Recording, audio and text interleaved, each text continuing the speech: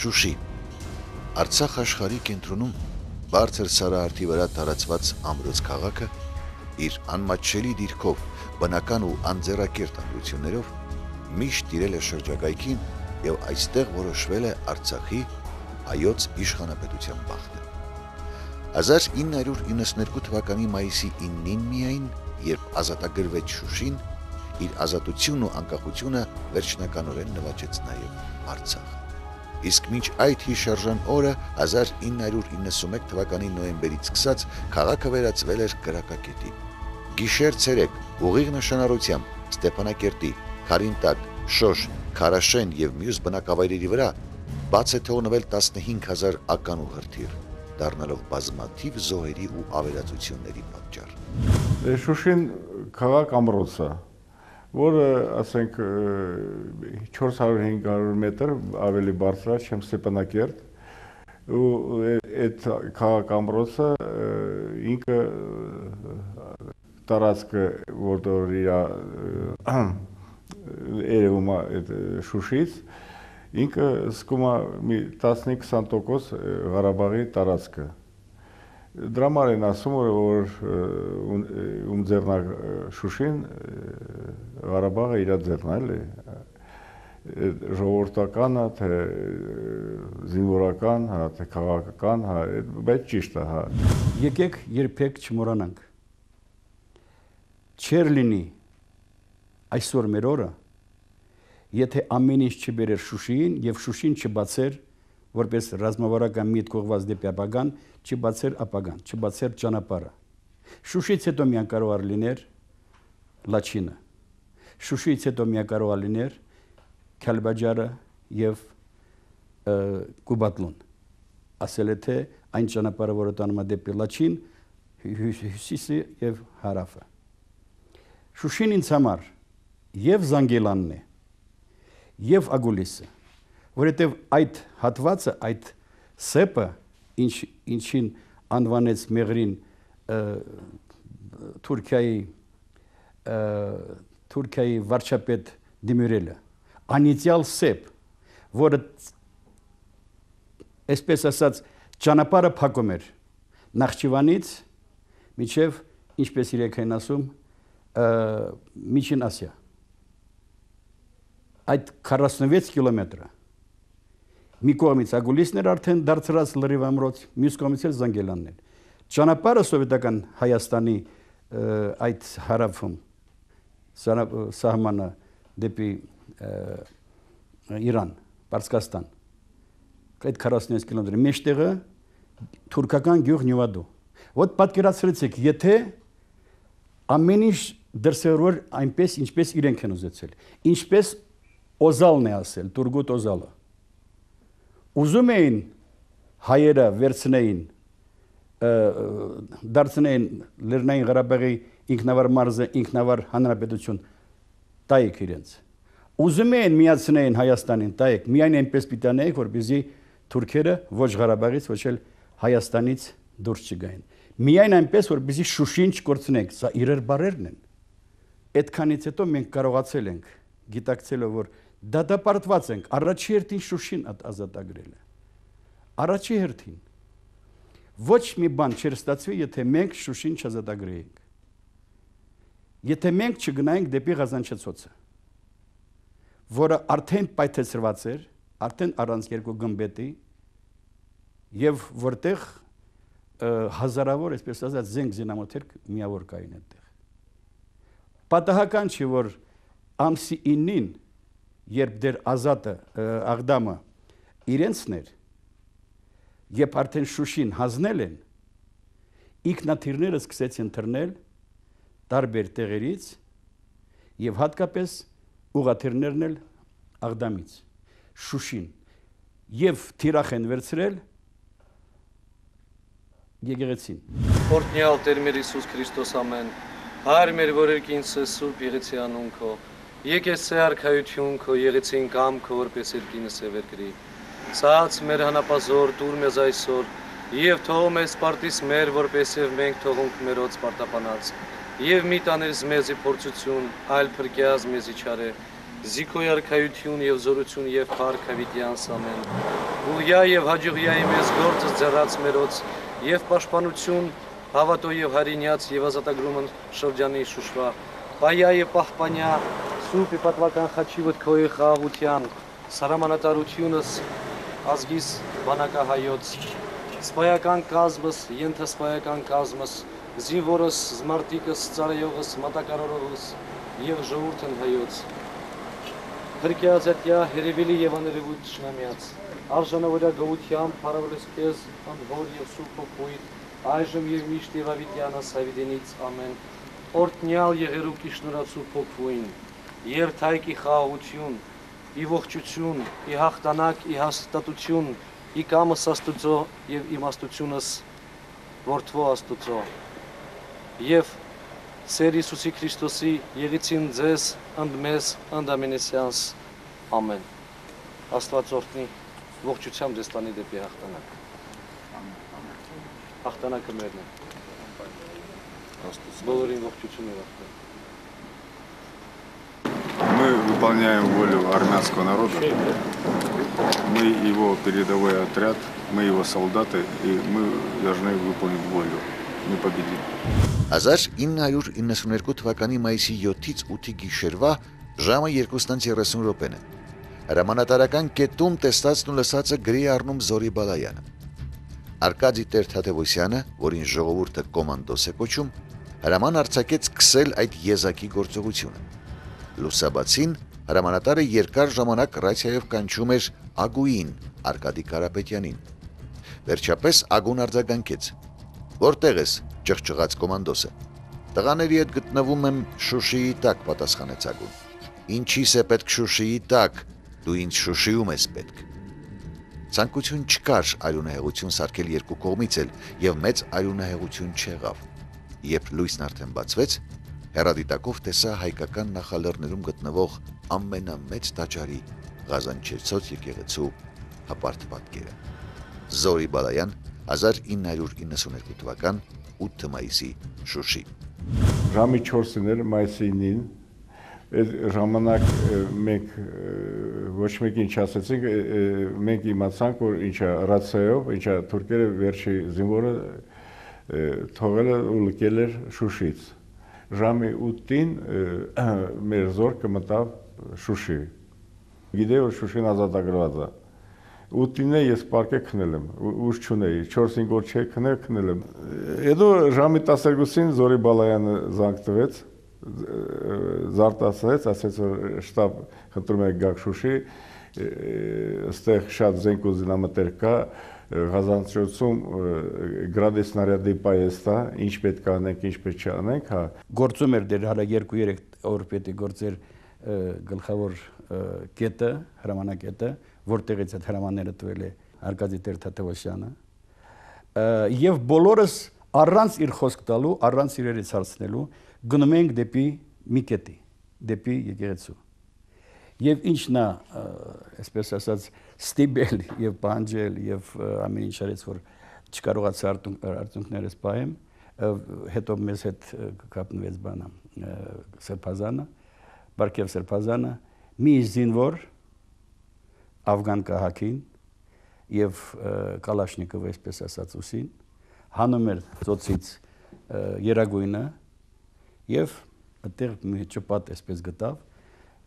ինքն էլ բարձրացավ, գմբեթը չկար, վերևում այնտեղ կապեց եւ սա արդեն հիշեցրեց Բերլինը, այսպես ասենք։ Սա շոշափելի էր արդեն հաղթանակը։ Ամեն րոպե մարդիկ գալիս էին։ Նախորյակին ես կազմակերպել եմ 2 ուղղաթիռով ժուրնալիստներ են եկել եւ Ռուսաստանից եւ արտասահմանից։ Հիշում եմ ճանապարհն էլ մի 2 օրից հետո հասավ արդեն Լեդի Կոքսը իր նոր խմբով։ Եվ նրանց չենք թողել բարձրանան Շուշի միջև կրակը չվերջանա։ Կրակակետները, այսպես ասած, չլռեն, որտեղ վտանգավոր բան կարող լինել։ Եվ չեք պատկերացնում ժամը 10-ին կամ 11-ին 12-ին արդեն սկսեց ամբողջ Ստեփանակերտը եւ ոտքով էին գալիս, այն ժամանակ ոչ մի մեքենա չկար, ոչ մի կաթիլ վարելիք չկար, բոլորը մենակ տանկի համար էր կամ զրամեքենաների համար եւ այլ։ Եվ այդտեղ սկսվեց արդեն այն ինչը ելի մենք տեսել ենք կադրերը Բերլինում։ Բար, քոչարի, երգ։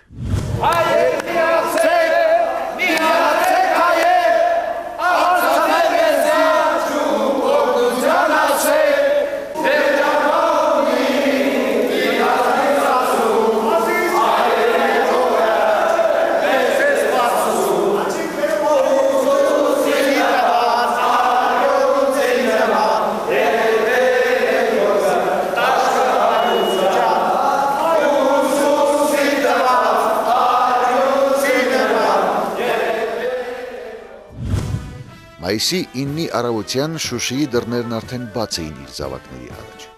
եւ ավերված, հրդեհված քաղաքը ներկայանում էր պարտ, ողբերգականորեն շքեղ իր անցյալ փառքի մնացորդներով։ Հայ ժողովրդի մանավանդ Ղարաբաղի համար բացառիկ երևույթ էր։ Իր պատմական դիրքով, իր ազգային դիմագծով, իր ճարտարապետությամբ եւ պատահական չի, որ Ավան Յուզբաշին երբ 18-րդ դարի սկզբին այնտեղ հիմնադրում էր սխնաղ, Բերդ, ամուրոց, ասաց, որ ով որ տիրապետի Շուշիին, նշանակման տիրապետում ամբողջ Ղարաբաղին։ Իսկ Ղարաբաղ ասելով ոչ թե պետք է այսօրվա սահմաններով հասկանալ, այլ Իրանից բռնած Բաքվից, Շամախից այս կողմը մինչև Վրաստանի սահմանները այդտեղ եղել է Ղարաբաղ։ Իրոք բացառիկ դիրք ուներ Շուշին։ Եվ պաշտպանական առումով, եւ նաեւ այսպես կենցաղային, մարդկային ապրելու, աշխատելու։ Հայաստանի միջնադարյան պատմության մեջ բացառիկ երևույթ համարվող այս քաղաքը Շուշին 9-րդ դարից սկսած եղել է արցախյան իշխաններ Սահալ Սմբատյանի, Հասան Ջալալյանի, Մելիք Շահնազարի եւ Ավան Հարյուրապետի նստավայրը։ Իսկ բնակավայրի մասին հնագույն հիշատակությունները վերաբերում են 4-րդ դարին։ Երբ առաջին անգամ Ուրարտավի թագավորության ժամանակ ուրարտացիները Սևան լճի ափով իջնում են Ղարաբաղ, այդ ժամանակ էլ հենց Շուշին օգտագործվել է որպես պաշտպանության վայր, որտեղ Շուշին ունի այնպիսի բնական կառուցվածք, երբ երեք կողմից լրիվ պաշտպանված են, միայն մի կողմից է, որ բաց է, հնարավոր է մտնել քաղաք։ 18-րդ դարասկզբին օտար ասպատակողներին դիմագրավելու նպատակով Արցախ-Ղարաբաղում կազմավորվում են ինքնապաշտպանական միավորումներ, որոնք պատմությանը հայտնի են Սղնաղ, ամրացված տեղ անունով։ Այդպիսի բերդ ամրություններից էր Շուշին։ 18-րդ դարում Շուշին հանդիսացել է որպես Ղարաբաղի խանության կենտրոն։ Եվ Շուշիի խաները հայերի նկատմամբ ամենադաժան քայլեր ձեռնարկել են հենց այստեղ Շուշիում։ Շուշեցի ականավոր պատմաբան ակադեմիկոս Աշոտ Հովհաննիսյանը իր հետազոտություններից մեկում գրել է. Շուշիի Բերդապարիսպի եւ մյուս կառույցների հիմքերը դրվել են Ավան Հարյուրապետի կողմից 1724 թվականին։ 18-րդ դարասկզբին Շուշիում կատարված վերակառուցողական եւ վերականգնման աշխատանքների մասին արժեքավոր տեղեկություններ է հայտնում Հակոբ Շուշեցի սարկաֆագը։ Նա նկարագրում է շինարարական աշխատանքները եւ նշում, որ կանգնեցվել է մի կառույց 50 աշտարակներով եւ 5000 կանգուն երկարությամբ Բերդապարիսպով։ Բերդապարիսպների ամրացումից հետո Շուշիում բնակություն են հաստատել Ղարաբաղի, Սյունիքի, Նախիջևանի գյուղերից եկած ընտանիքներ, ինչպես նաեւ որոշ քոչվոր մահմեդականներ։ Բնակեցումը կատարվել է ազգային եւ հայրենակցական սկզբունքներով։ Այսպես ստեղծվել են Ղազանչեցոց, Ագուլեցոց, Մեղրեցոց, Ղարաբաղցոց եւ մյուս թագավորներ։ Դավաճանությամբ ու խաբեությամբ Շուշիին տիրացած խաների տիրապետությունից ազատվելու նպատակով ամբողջ 18-րդ դարի ընթացքում արցախահայերը բանակցում էին ռուսական արքունիքի հետ։ Նրանք հույս ունեին վերականգնել հայկական թագավորությունը, որի կազմի մեջ պետք է մտներ Արցախը Շուշի մայրաքաղաքով։ Եկատերինա II-ի գիտությամբ Իշխան Պոտյոմկինը հարավային բանակի հրամանատարին գրել է. Շուշիի խան Իբրահիմին տապալել է պետք, քանզի դրանից հետո Ղարաբաղը կկազմի անկախ հայկական մարզ։ Սակայն Արցախը ազատագրվեց 19-րդ դարասկզբին։ 1804-ից 1812 թվականների ռուս-պարսկական պատերազմի արդյունքում Ղարաբաղը արևելյան Հայաստանի այլ մարզերի հետ միացավ ռուսական կայսրությանը։ Այդ ժամանակ Արցախի բնակչության 97%-ը հայեր էին։ 1813 թվականին Գյուլիստանում կնքված ռուս-պարսկական հաշտության պայմանագրով սկսվեց Շուշիի ոսկե դարը։ Քաղաքը զարգանում էր եվրոպական միջնադարյան բոլոր սկզբունքներով, քաղաքը զուրկ չէր ճարտարապետական լուծումներից բացի, զուրկ չէր ինժեներական այն լուծումները, որոնք անհրաժեշտ էին այս ժամանակ քաղաքաշինության զարգացման համար եւ քաղաքաշինության համար։ Քաղաքը ապահովված էր այն ժամանակվա համապատասխան բոլոր այն անհրաժեշտ ինժեներական կառույցներով, ջրի խնդիրը լուծված էր, բոլոր թաղամասները ունեին աղբյուրներ եւ այդ աղբյուրները առանձնակի ճարտարապետական լուծումներով էր կառուցված, որոնք համահունչ էին այդ շրջակա կառույցների հետ։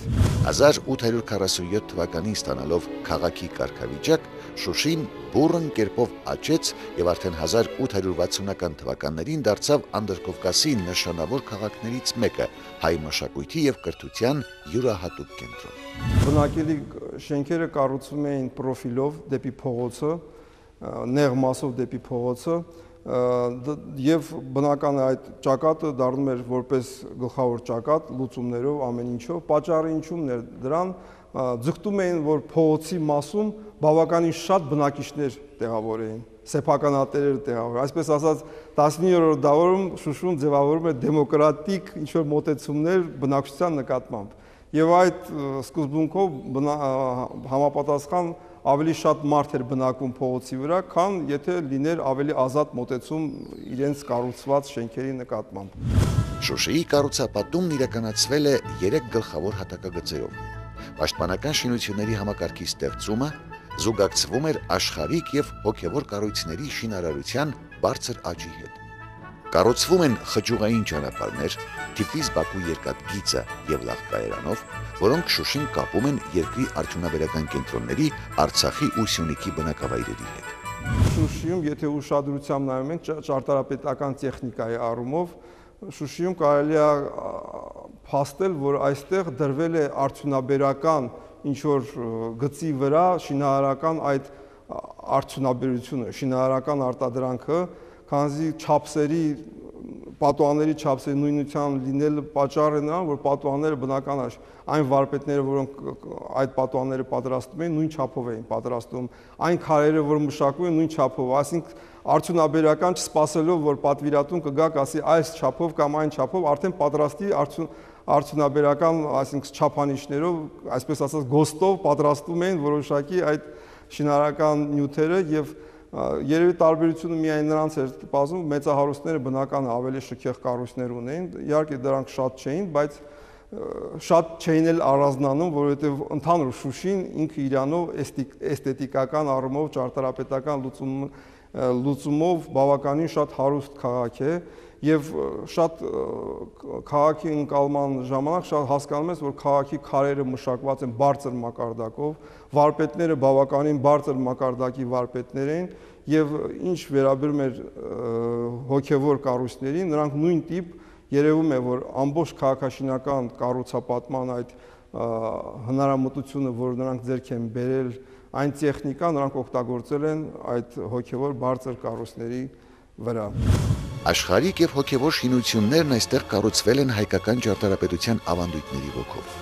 Օգտագործվել է տեղական շինաքարը, որ ճարտարապետական ինքնատիպ կոլորիտ է ստեղծել։ Ասեմ, որ ամբողջ շինարարությունը, որ կատարում է Շուշիում, օգտագործում էր տեղական քարը, Շուշվի քարը, սպիտակ քար է, եւ այդ քարը մի հետաքրքիր առանձնահատկություն ունի։ Ժամանակի ընթացքում քարի գույնը բնական սպիտակից փոխվում է եւ մի գույնով չի փոխում, այլ երանգավորում է ստանում, կա քար, որը կառուցումից հետո ստանում է դեղին գույն, այսինքն դեղին երանգ, կանաչավուն եղանք, կա կապույտ, կա մոխրագույն։ Այսինքն այդ գույների ներդաշնակությամբ քաղաքը եւ բացի դրանից քանի որ լինելով սպիտակն իր մեջ կլանում է տարբեր գույներ, մի խոսքով այստեղ մի հատ երանգային շատ հետաքրքիր բուկետ է ստացվում։ Շուշիի ճարտարապետական նկարագիրը լավագույնս բնորոշել է ժողովրդական ճարտարապետ Ռաֆայել Իսրայելյանը։ Երբ քայլում է Շուշիի փողոցներում, մտքով էլ չի անցնում, որ բոլոր տները առանց բացառության կառուցված են նույն տիպով։ Շենքերը որպես կանոն քարե գոտիներով բաժանված են հարկերի։ Բոլոր շքամուտքերը քարաշեն են, բոլոր պատուհանները գրեթե նույն չափի երիզապատված քարե շրջանակներով։ Տները տարբերվում են միայն երկարությամբ եւ հարկերի քանակով։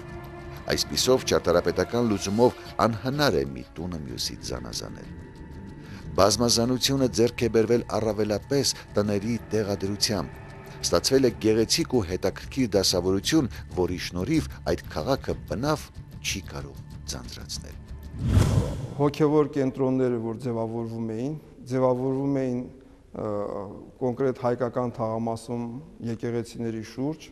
եւ ամենահին հոգևոր կառույցը, որ Շուշիում եղել է, դա 1816 թվականի Կուսանած վանքն էր, որը ունի եւս մեկ անվանում անապատ։ 1822 թվականին կառուցվեց Ագուլեցոց եկեղեցին, այդ եկեղեցին դարձավ Սուրբ Աստվածածին։ Ագուլեցոց եկեղեցին իր անվանմամբ հենց արդեն հուշում է, որ ըստ համայնքների ձևավորված քաղաքը, որ Ագուլեցոցը Նախճեվանի Ագուլեցոց այդ բնակավայրի բնակիչներն էին ապրում Շուշիում եւ ընդհանրապես Շուշիում տարբեր բնակավայրերից տեղափոխված մարդիկ էին, բուռն զարգացող քաղաքը իր մեջ կլանում էր այդ համայնքներին եւ համայնքները իրենց ներդրումն էին անում այդ ներդրումը ունեն քաղաքի զարգացմանը։ 1838 թվականին կառուցվեց Մեղրեցոց եկեղեցին, նույնպես եռանավ բազիլիկ գմբեթավոր կառույց է եւ 1847 թվականին կառուցեց Կանաչ ժամը, 1868 թվականից մինչև 88 թվականից կառուցվեց Շուշվա Գոհար Սիասքան Ղազանչեցոց եկեղեցին, որը պահպանվում է մինչ այսօր։ Այդ եկեղեցին իր մեջ կլանել է բոլոր այն շինարարական առանձնահատկությունները, որոնք կար այդ ժամանակվա Շուշիում, բավականին իր ծավալների մեջ շատ խոշոր կառույց է, 42 մետր բարձրություն ունի եւ այդ ժամանակվա երևի հայ իրականության մեջ ամենախոշորագույն եկեղեցիներից մեկն էր հանդիսանում։ Շուշին կոդեմ հառնում է որպես միաձույլ պալատ գրել է Մարիետա Շահինյանը։ Հիանալի սալահատակված փողոցները, բարձրացված մայթերով, կանոնավոր ու ներդաշնակ մարմարյա ժամատները, նրբագեղ տաճարները, շատրվանները, շուկայի ժանյակաշարը, որ իր երկար կամարաշարքով մեծ տարածություն է գրավում, վերջապես ընդարձակ եւ խնամված բոսայգին։ Այս ամենը խիտ ծալծալված են իրար վրա, զարմանալի ներդաշնակությամբ երկու համաչափ բլուրների եւ շրջակա բարձրության վրա։ 19-րդ դարում եւ 20-րդ դարասկզբին կրթամշակութային խոշոր կենտրոն էր Շուշին։ Քաղաքում գործում էին 10 դպրոց եւ ուսումնարան։ Առաջին մեծ դպրոցը թեմականը բացվել է 1838 թվականին։ Մարիամյան արքունական իքական ուսումնարանը 1864 թվականին։ Ռեալական ուսումնարանը 1908-ին։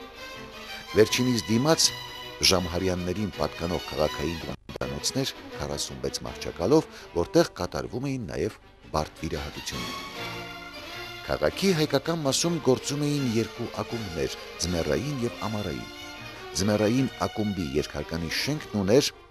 բիլիարդանոց, ընդունելության սրահ, համերգային պարահանդեսային դահլիճներ, ընթերցասրահ եւ այլն։ Գործում էր 4 գրադարան։ Երկու խոշոր շուկա կար։ Մեկը կոչվում էր Թոփխանի, Թոփխանա, որովհետև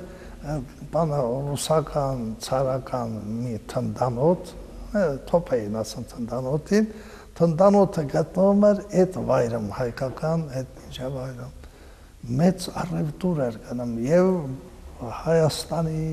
եւ Ղարաբաղի եւ նաեւ դրսի հարուստների հետ այդ առևտուրը մեծ կապիտալ արը բերել։ Այդ կապիտալը ներդրումներ էին անում, այնտեղ արդեն ստեղծել էին մետաքսակարժական ֆաբրիկա, հետո կաղամինդերի գործարան, հետո մի խոսքով զարգանում էր, այդպես Շուշին տնտեսապես շատ զարգացած երկիր էր, հարուստ։ Շուշին այնքան զարգացած էր, որ ցարական բանակը, որ եկել էր, շուշեցիները ամբողջ 3 տարի կերակրել են, մի քանի հազար մարդի։ Քաղաքային զբոսայգում հիմնականում հավաքվում էր հարուստ վերնախավը։ Մյուս խավերը գերադասում էին տոնական եւ կիրակի օրերն անցկացնել քաղաքամերձ սրբավայրերում, հատկապես Նահատակի, Սարիբեկի եւ Բեխի աղբյուրի մոտ։ Մայրը Սոֆիա Սամսոնի Մելիք Շախնազարյանը ծնվել է Շուշիում, մեծահարուստ տնտեսագետ Սամսոն Բեգի ընտանիքում։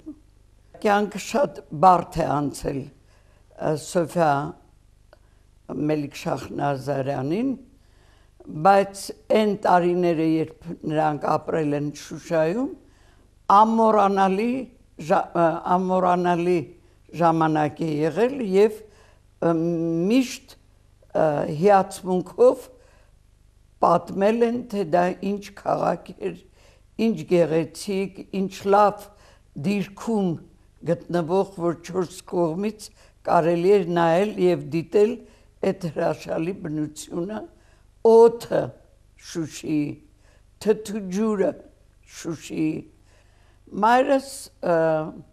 ավարտելով Շուշիի միջնակարգ դպրոցը գնացել է Բաքու, սովորել է գիմնազիայում, բայց երբ այդ ժխորը, ջարդը, հետապնդումը սկսվել է, վերադարձել է Շուշա։ Վերադարձել է Շուշա այն ժամանակ, երբ որ ընտանիքը, պապիկս, տատիկս, երեխաները պատրաստվել են փախչել Շուշայից եւ Շուշայից հասել են Ալեքսանդրոպոլ Լենինական, ուր մայրը սկսել է աշխատել որբանոցում Ամերիկոմում, որպես դաստիարակի օգնական։ Այնտեղ հենց հանդիպել է հայրիկիս եւ ամուսնացել են։ Մեր ընտանիքում տարիներ շարունակ մենք լսել ենք ախ մեր Ղարսը, Ղարսի նման քաղաք երկրագնդում չի եղել եւ չկա, եւ ախ իմ Շուշան, Շուշայի նման քաղաք, գեղեցիկ, օդը, ջուրը, նույնիսկ մայրս ասում էր, որ Ֆրանսիայից հիվանդներ են գալիս, այդ բուժիչ ջրի պատճառով բուժվելու համար։ 1891 թվականին բացվեց Մկրտիչ Խանդամիրյանի միջոցներով կառուցված թատրոնի շենքը 350 տեղով։ Այն մեծապես նպաստեց քաղաքի երաժշտական, թատերական կյանքի աշխուժացմանը։ Մինչև այդ թատրոնը կառուցվում է թատրոն կար, բանտի շենքը էին խաղում, այդ էլ այսօրվա ռելական դպրոցի մոտ էր գտնվում, իսկ հետագայում բանը վերցրավ, կառուցեց Նիկիտա Խանդամիրյանը, կառուցեց թատրոնի շենքը 1891 թվականին թատրոնի բացումը եղավ, այնտեղ Ռուզաննեն առաջին ներկայացումը Մելիքի աղջիկը ներողություն եւ համարյա 15 տարի թատրոնը դեր էր խաղում հայ բոլոր նշանավոր արտիստները համարյա Շուշի, բարձանքար Շուշիում գնալ ներկայանալ, որովհետեւ բնակչության այսպես մակարդակը մշակութային շատ բարձր էր։ Շուշին դարձավ բեմի հայ նշանավոր վարպետների մշտական այցելությունների վայր։ Հատված Վահրամ Փափազյանի հետադարձ հայացք հուշերի գրքից։ Եկա Շուշի ներկայացումներ տալու եւ հանգստանալու անտանելի ճնշումից, որին ենթարկվել էի ամբողջ ձմեռ։ Ինձ հետ էին Արուսյակը, Սյուզանը, նրա տաղանդավոր ամուսին Թաշճյանը եւ ուրիշներ։ Շուշիում վարձեցի մի փոքրիկ բնակարան իր փոքրիկ պարտեզով։ Տանից դուրս էի գալիս միայն փորձերի ու ներկայացումների գնալու համար։ Ծննդավայր Շուշիում առաջին անգամ թատերական ներկայացում է տեսել Հայբեմի ապագա մեծ վարպետ Վաղարշ Վաղարշյանը։ Շուշին իր կյանքում մեծ դեր է խաղացել, որովհետև չնայած նա լքել էր հայրական տունը, բայց իհարկե օգնությունը գալիս էր տնից, որովհետև ինքը սովորել էր մասնավոր դպրոցում, որտեղ որ նա վարկ էր մուծում, իսկ քանի որ նա չէր կարողանում համատեղել աշխատելը եւ սովորելը, հայրը իրեն աջակցում էր եւ այսպիսի մի դեպք էր եղել, երբ որ հայրը իմացել էր, որ վարկի գումարը չի բավարարել, պարզվեց, որ Վաղարշյանը գնում էր թատրոն եւ որ արդարանա հայրիկի առաջ նա տոմսեր էր ցույց տվել, թե ահա տեսեք ինչքան շատ եմ ես այցելել թատրոն։ Շուշին հիշելիս միշտ աչքիս առաջ է գալիս մեր մեկ հարկանի տունը, գրել է Վաղարշ Վաղարշյանը 1959 թվականին։ Բաքում թոնիրը, այնտեղ փողոցը, որ մեր հարուստ հարևանի անունով ինքն իրեն կնքվել ու կոչվում էր Սարուխանովենց։ Ախ Շուշի, Շուշի, վերիչս անչափ նվազ է պատկերելու նրա սքանչելի դիրքն ու բնությունը, նրա յուրովի կյանքն ու կենցաղը, նրա առողջամիտ ու հյութեղ բնավորությունների տերբնակիչներին։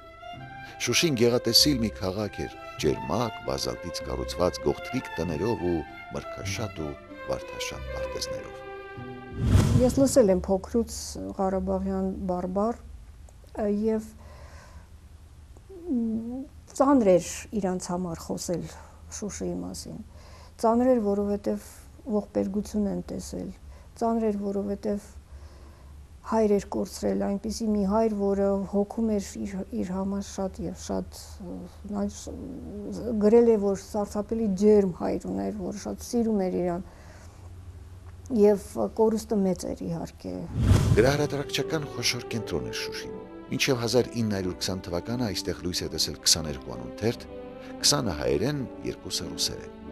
Հրատարակվել է 150 անուն գիրք, գործել են 3 տպարաններ։ Թիֆլիսից հետո Անդրկովկասում Շուշին եղել է մշակութային եւ քաղաքական մեծագույն կենտրոններից մեկը։ Թիֆլիսից հետո եւ բնականաբար նաեւ ծաղկել է եւ լուսանկարչությունը։ Անկասկած գրքում տեղ գտած բոլոր լուսանկարիչները չեն շուշեցիները, որ հավաքված են, բայց այսօրվա մեր ունեցածը ուրեմն լուսանկարչատունը անունը Սերոփե է,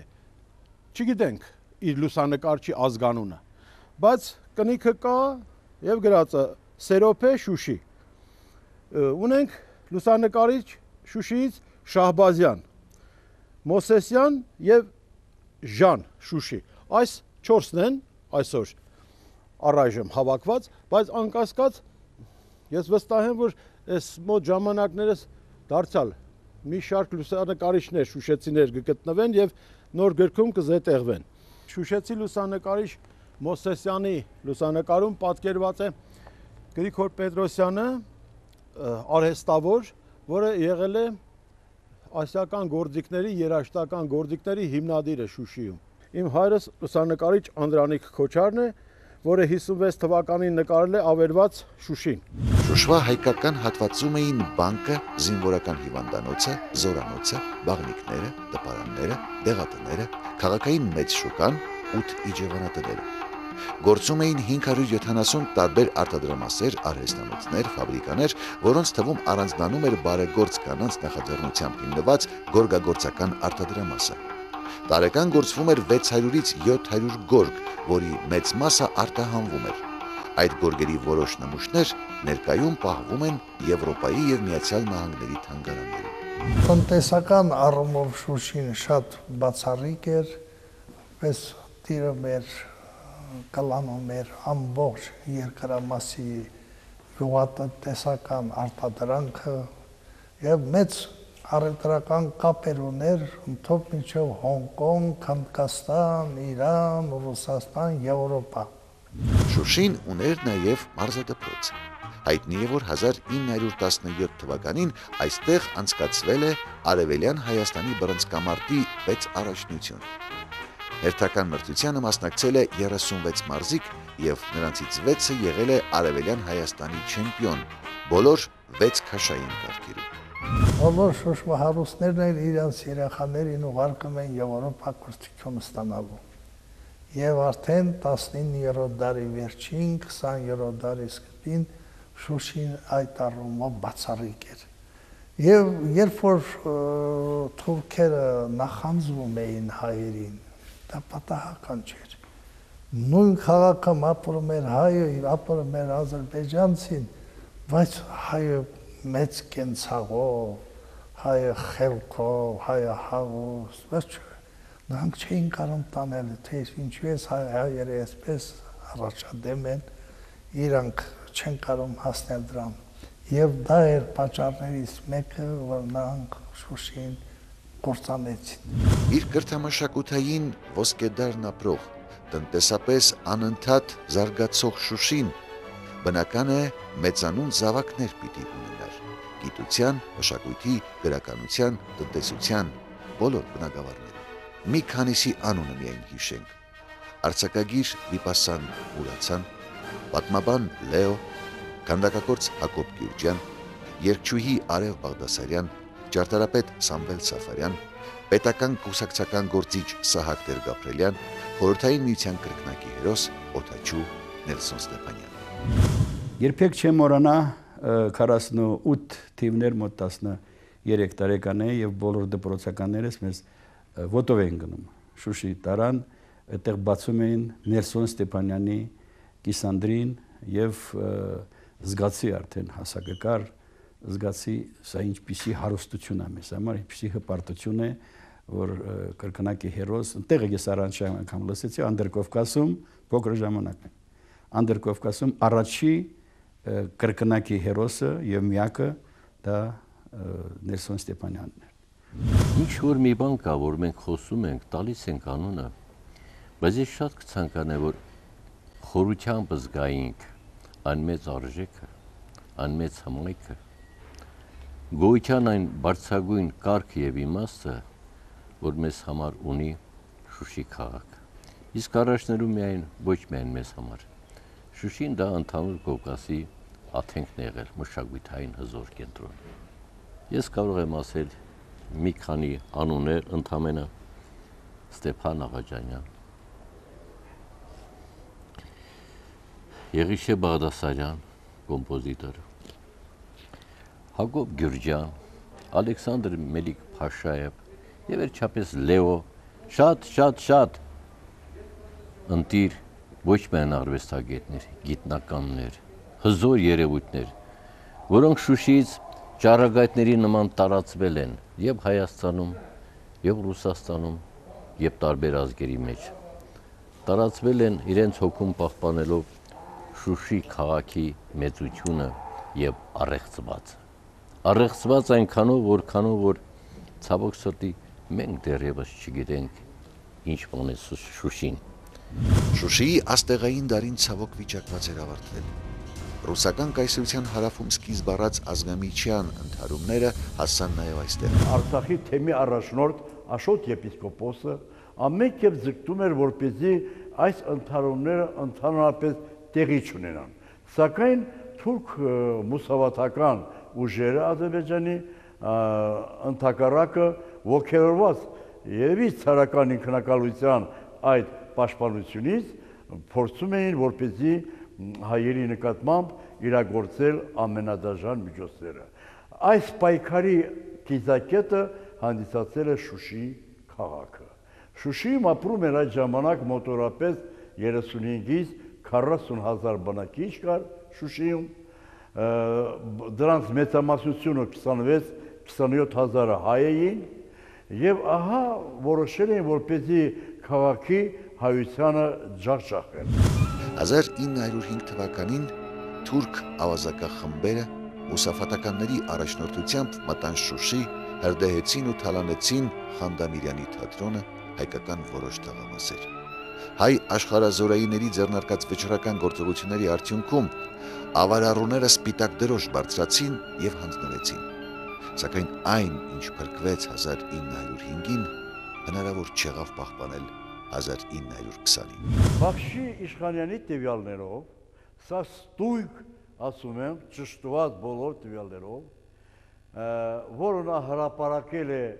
ապրիլի 4-ին Թիֆլիսում տպագրվող Հարաշ-թերթում, մարտի 23-ին միայն Շուշիում զոհվել են 8988 հոգի, միայն Շուշիում մեկ օրվա զոհերի թիվը։ Իսկ այդ օրերին Շուշիում եղել է 16000 հայ։ 16000 հայ։ 16000 հայերից մոտորապես ըստ տվյալների, դարձյալ արխիվային տվյալների, իսկ այդ տվյալները պահվում են մեր մատենադարանում, այն ժամանակ եկեղեցու ծառայողներից մեկը հատուկ զեկույցագիր է ուղարկել Էջմիածին, որտեղ այդ թվերը կան ճշտված, 4888 հոգի մոտորապես կարողացել են հեռանալ քաղաքից, քարին տակ տանող ճանապարհով, արահետով իջնել ու հետո ծրվել ամբողջ Ղարաբաղում, մոտորապես 5000 հոգի մնացել են Շուշիում, այդ 5000-ից 2000 մոտորապես մի քիչ ավելին գլխատվել են Շուշիի փողոցներ, գերվել են ու դրանց տարել են բանդ։ Ժամանակակիցները պատմում են, որ այդ մեկ ամիս շարունակ մի տասնյակ վերст հեռավորության վրա երևում էր Շուշիի հրդեհը։ Նուրի Փաշայի հրամանով թուրքական զենքով զինված ջոկատները ազերիների խառնամբոխի հետ մտան Շուշի ու թալանեցին, ավերեցին ու հրդեհեցին քաղաքի 3 քառորդը զբաղեցնող հայկական թաղամասերը։ Շուշին վերածվեց մոխրակույտի ու կորցրեց իր բնակիչներից 20000-ին։ Բոլշևիկները եկան, իշխանությունը զավթեցին եւ անմիջապես թուրքերի այդ նախկին այդ մարդասպաններին, այդ ագետներին բոլորին պաշտոններ տվեցին, ազգային խորհրդի նախագահ, ես ինչ իմանամ, այնտեղ զինված խմբավորների ղեկավարները եւ այլը եւ այլը։ Եվ թեև անդր ֆեդերացիայի որոշում կար Շուշին վերականգնել, դարձնել Ղարաբաղի մայրաքաղաք, դա չարվեց։ 1920 թվականի մայիսին Շուշիում եղել է Սերգո Օրջունիկիձը։ Այսօր ես սարսափով եմ հիշում այն տեսարանները։ Հայկական գեղեցիկ քաղաքը կործանվել էր հիմնովին եւ ամբողջովին փլատակների մեջ էր, իսկ հոսերի մեջ մենք տեսանք փոքրիկ երեխաների եւ կանանց դիակներ։ Օրջունիկիձեի այս խոսքերը հնչել են 1936 թվականի հունվարի 21-ին Կրեմլում, Ստալինի առանձնասենյակում կուսակցության եւ կառավարության ղեկավարների կողմից Ադրբեջանի պատվիրակության ընդունելության ժամանակ։ Խոսքերը, որ նշանակություն ունենալ չէին կարող։ 1921 թվականի հուլիսի 5-ին Կավ բյուրոյի նիստում արդեն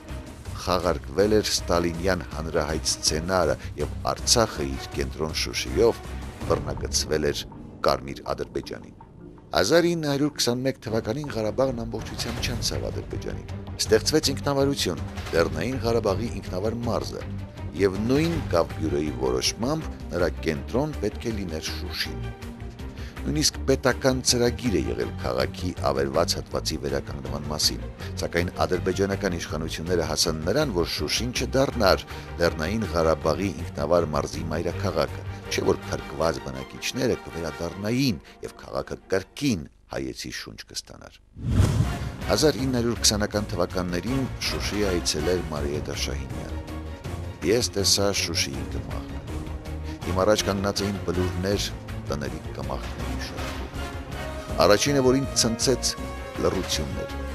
Այդպիսի սարսափելի լռություն ես երբեք եւ ոչ մի տեղ չի զգացել, եւ այն չափազանց անբնական էր։ Այստեղ 3 օրվա ընթացքում կործանվել եւ այրվել է 7000 տուն։ 35000 հայերից Շուշիում ոչ մի հոգի չի մնացել։ Շտապում եմ գնալ ու վախենում եմ, որ երբեք դուրս չեմ գա։ Սպասում եմ, որ լռությունը վերջապես փուլ գա ու կտորների վերածվի գլխավերևում եւ հնարավորություն տա օդ շնչելու։ Մարիա Դաշայինյան 1927 թվական։ Շուշիի ավերակները իր այդ նախնական վիճակում դեռ պահպանվում էր, այդ ավերակները տեսել է նաև Ավետիք Իսահակյանը 1948 թվականին, երբ որ նա մտել է Շուշիին, ասել է փախչենք, այստեղ կոտորած է եւ թողել է գնացել։ Գիտեք, մենք չենք էլ փոքր ժամանակ պատկերացրել այս ինչա տեղի ունենում, երբ մենք գալիս ենք Շուշի։ Լրիվ ինչ որ եղել է 20 թվականին, այնպես էլ մնացել է։ Մոտ մի 40 տարի փաստորեն այնպես էլ մնացել է։ Հետո սկսեցին արդեն 60-ական թվականներին լրիվ բուլդոզերներով քանդել եւ նոր տներ կառուցել եւ փաստորեն հայկական այդ տղամասը կամ իսկ գլխավոր մասը արդեն գոյություն չի ունենում։ Մենք այդտեղ այսպես ասած պատերազմ ենք խաղում։ Այդտեղ պիաներ լագեր ա եղել, շատ ես չեմ եղել երբեք որպես ժողովրդի ճշնամու տղա, բայց շատերը այդտեղ ամեն ամառ գնում էին այդտեղ եւ մենք բարձրանում ենք այդ եկեղեցու պատերով բարձրանում ենք վերև, բայց ներսում կովեր էին, ոչխարներ էին, հետո տեղ արդեն չգիտեմ ամբար շինեցին եւ այդտեղ բաներ են պահում։ 1930 թվականին մեծատաղանդ Օսիպ Մանդելշտամի հայացքի առջև օշոտված այրված քաղաքներ Շուշին 40,000 մեռած պատուհան պտտվում էր շուրջ բոլորը։ Բանաստեղծի կինը Նադեժդա Մանդելշտամը հետագայում գրի է առել այդ օրվա տպավորությունները։ Մենք անցանք փողոցներով եւ ամենուրեք նույն պատկերը։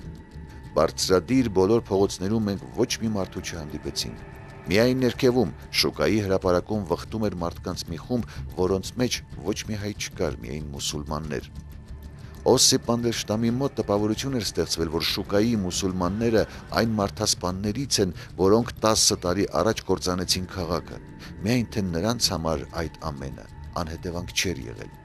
Արևելյան աղքատություն, հրեշավոր ցնցոտիներ, երեսներին թարախոտ վերքեր։ Շուկայի մարդիկ առաջարկեցին մեզ գիշերել իրենց մոտ, սակայն մենք որոշեցինք գնալ Ստեփանակերտ։ Նադեժդա հրաշքով պահպանված շինությունները, պատմաճարտարապետական հուշարձանները, ադրբեջանական իշխանությունները վերջնականապես ոչնչացրին 1960-70-ական թվականներին եւ Շուշին հայտարարեցին քաղաք արգելոց։ Իսկ սա նշանակում էր, որ պետականորեն քանդվում էին հայկական մշակույթի կոթողները, մեղրեցոց, ագուլեցոց, հուսանած վանքերի եկեղեցիները, նաև հունառուսական եկեղեցին, մաքրվում ոչնչացվում էին հայերեն եւ ռուսերեն բոլոր արձանագրությունները, հետապնդվում էր քաղաքի պատմությունը իրենց ցանկալի ձևով ներկայացնելու նպատակով։ Իմ նախնիները Շուշիից են։ Ես ապրել եմ մի ընտանիքում, որտեղ Շուշի բառը դերևս իմաստային կարգով դեռ փոքրուց չեմ հասկացել, բայց այդ բառը միշտ գոյել է իմ էության մեջ։ Գոյել է նաև այն պարզ պատճառով, որ եղել են մարդիկ կապված մեր ազգի հետ, մեր ընտանիքի հետ, որը հետագայում իմացա, թե ովքեր են նրանք։ Խոսքս շուշեցի Մարտիրոս Սարուխանյանի մասին է։ Մարտիրոս Սարուխանյանը սովորեց եւ ավարտեց Պետերբուրգի բարձրագույն դպրոցը, ինստիտուտը, մեքենագիտական բաժինը։ Տատս միշտ ասում էր, ինքը գնաց արտասահման եւ կորավ։ Յալեբս ոչինչ չիմացան։ Պարզվում է, որ գնացել է Ժնև կատարելագործման, ուղարկել են այնտեղ եւ հենց այս ժամանակ 1896 թվականին, 95-96 թվականին եղել է բանի առաջի պաշտպանության ղեկավարներից մեկը։ Եվ ասեմ նաև, որ երբ որ նահանջի ժամանակ արդեն 70 հոգով են իրենք եղել, Մազրիկ ցեղի քրդերն էին, որ հարձակվեցին եւ ոչնչացրին բոլորին։ Այս ժամանակ Մարտիրոս Սարոխանյանը ընդամենը 24 տարեկան էր։ Շուշիի նորագույն պատմության ոսկե էջը գրվեց 1992 թվականի մայիսի 9-ին։ Լռեցվեցին կրակակետերը, քաղաքն ազատվեց երկարատև գերությունից։ Общая площадь наступления наших войск составляла 45, ну немножко больше, немножко меньше километров. На всей этой территории Шуши было 1200 человек, и в остальных местах было 1300 человек. Всего было турецких вооруженных сил 1500 человек. Для того, чтобы освободить вот эту территорию, у нас было 3800 человек. Если, честно говоря, эти 3800 человек, где-то 300 или 400 человек вообще не имели оружия. Они должны были потом взять у раненых, у больных, но желание участвовать настолько было, что многие были без оружия. И очень многие хотели участвовать в Шушинской операции. Мы 8 числа ночью начали огневую подготовку. Через 2 часа стремительный бросок всех направлений, молниеносный бросок.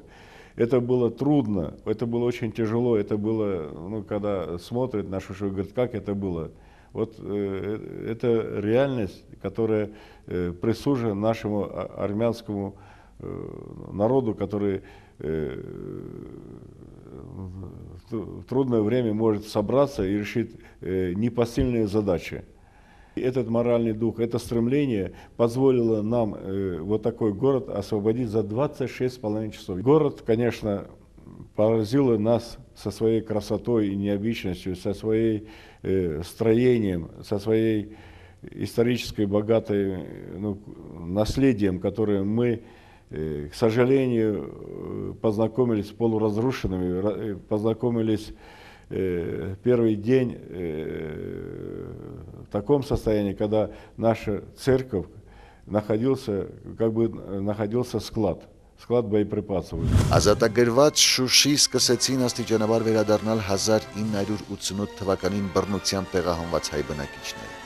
Նրանց հետևեցին այլ բնակավայրերից եկած ընտանիքներ եւ ներկայում քաղաքի բնակչության թիվը հասնում է 3500-ի։ Քաղաքի մշակութային արժեքներ են պահպանվել, թե վիրավոր, թե կիսակործան,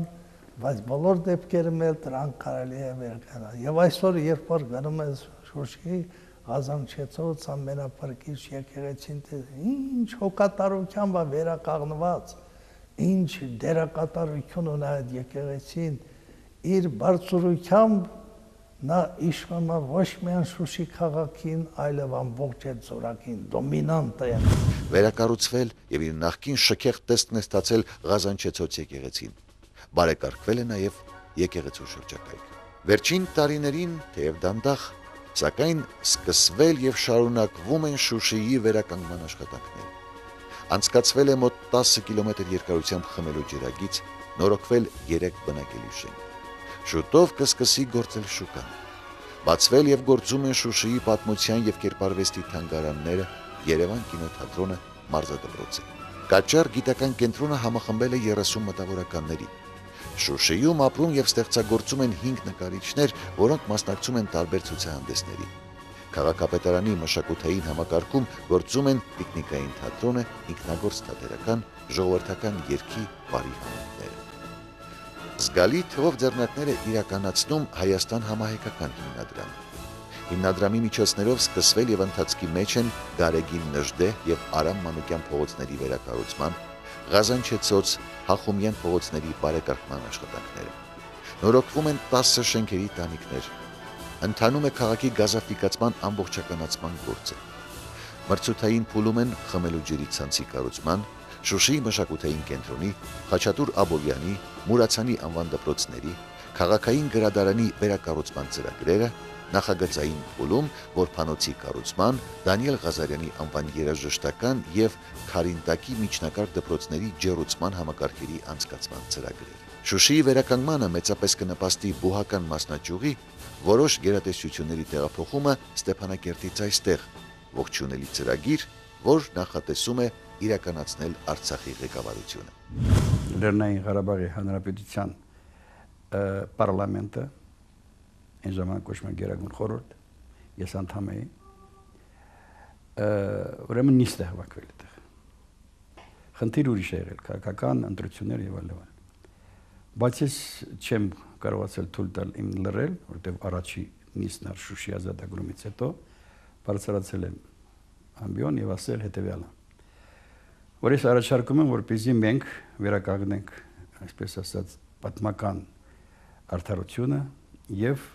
մենք անվանենք այսօրվանից Շուշին մեր մայրաքաղաք։ Պետք չի վախել, որ եթե այսօրվանից նա դառնում է մայրաքաղաք, դա պիտի բոլորս քոչենք այնտեղ կամ չգիտեմ բոլոր հաստատությունները, բոլոր այսպես նախարարությունները տեղափոխենք այնտեղ։ Այդպիսի օրինակներ շատ կային եւ Իսրայելում եւ ժամանակին Գերմանիայում, երբ երկու մաս էր, ոչ Բերլինում էր, այլ Բոնում էր, այստեղ խնդրեմ չկար։ Գլխավորը դա ընդունել այդ բանը, մայրաքաղաք։ Եվ մենք այսօր Շուշին արդեն ուրիշ տեսակ կներ։ Սա շատ կարևոր է։ Մենք պետք է այդ քաղաքը արդեն հիմա վերականգնենք, ինչպես ասում եք, մշակույթի մայրաքաղաք եղել ամբողջ հայկական Անդրկովկասի։ Դա պիտի դա անենք։ Այդ ծրագիրը մենք արդեն ունենք վերջ-վերջով։ Եթե մենք դա չանենք, շատ բան ենք կորցնելու։ Ապագան չի ներելու մեզ։ Շուշին դա իրոք միայն սիմվոլ չի։ Ես համոզված եմ, որ եւ մայրաքաղաք անելու ինքը, եւ վերադարձնելու ենք այն, ինչ որ ինքը եղել է։ Մոխիրներից կրկին վերածնվում է Շուշի։ Բոլոր հայերս պիտի մտածեն, ձեռք մեկնենք, որ նորից իր մշտատև ոսկե դարն ունենա այս բացառիկ քաղաքը։